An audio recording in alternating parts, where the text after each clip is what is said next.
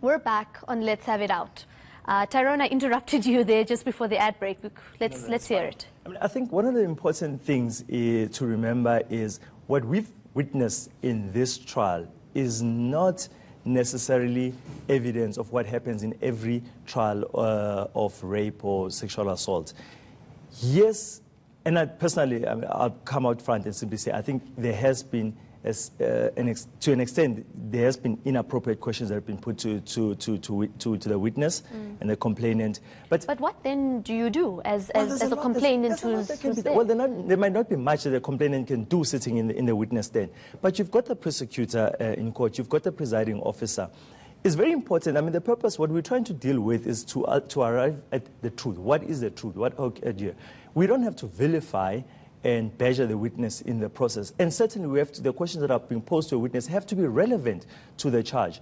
There have been a lot of, in my view, questions which have been completely irrelevant to any charge in this matter, and that should not have been allowed. And I'm keenly aware that there have been exchanges between the presiding officer and the counsel for the defense in the matter. And that's very important, particularly when you're dealing with cases of sexual assault and rape, is that the presiding officer actually does descend to the arena, quite frankly, and protects witnesses to the extent that it's required without necessarily compromising impartiality. And I think it is possible.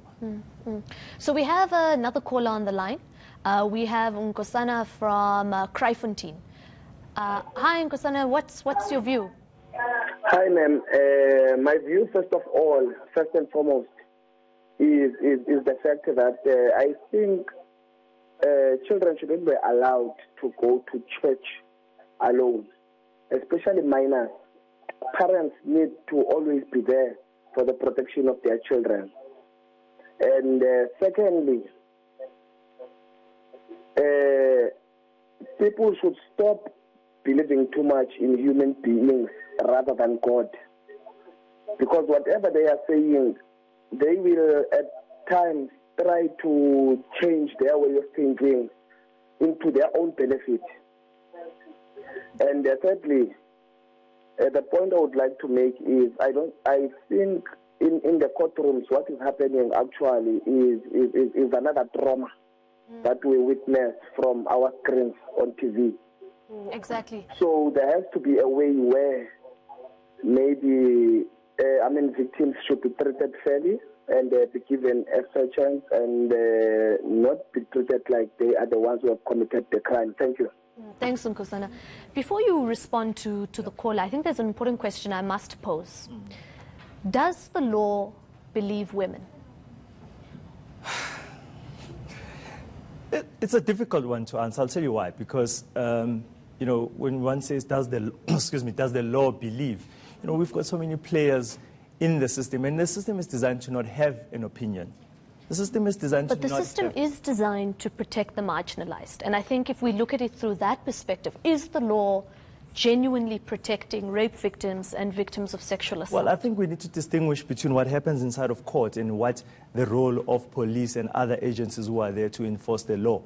I think it's very different when you actually step inside a court and you say, all right, there's party A accusing party B of having done X.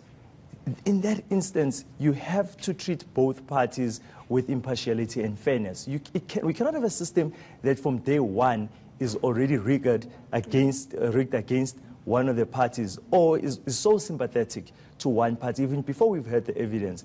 Because then we're going to run into another problem, which is, and I'm not saying for one moment that these cases are prevalent, but it is a possibility that any person who cries sexual assault and rape knows that they've got the system already rigged in their favor, that they actually don't need to put up much, and that is not fair to accuse. And so you have to have a balancing act, and you cannot lean one way or the other. As difficult as it is, we have to balance the rights, and we have to prove these things.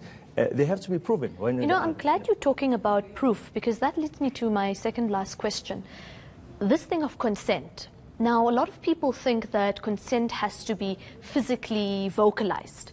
And we know that, not just as activists, but if you're uncomfortable with the interaction, even if you didn't physically say no, it's still rape. But what role does the law play? I mean, there are women, not even women, there are people who come forward many years later who say that I've blocked it out, I didn't know that I wasn't consenting, etc., etc. How do we prove consent?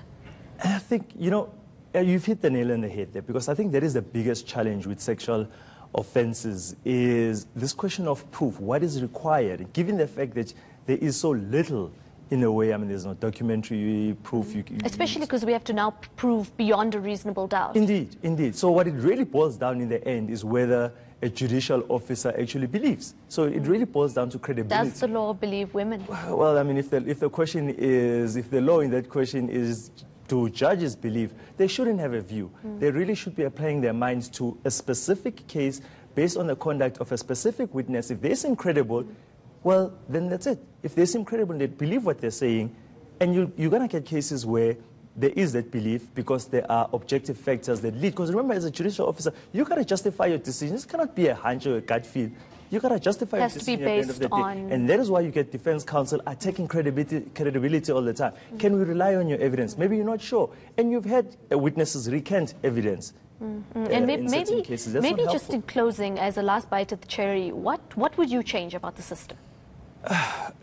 As a lawyer, as someone who practices in the space? I think for me what's really, really important is that parties inside of court actually stick to the rules. I think if we're to do that and do that properly, from defense counsel to prosecutors and presiding officers, if we all stick to our roles and do them and do them as well as we should, then there shouldn't be a problem. There are rules about sensitivity towards witnesses, respect towards witnesses. You don't have to badger a witness. You can have cross-examination doesn't have an attacking or belligerent tone to it.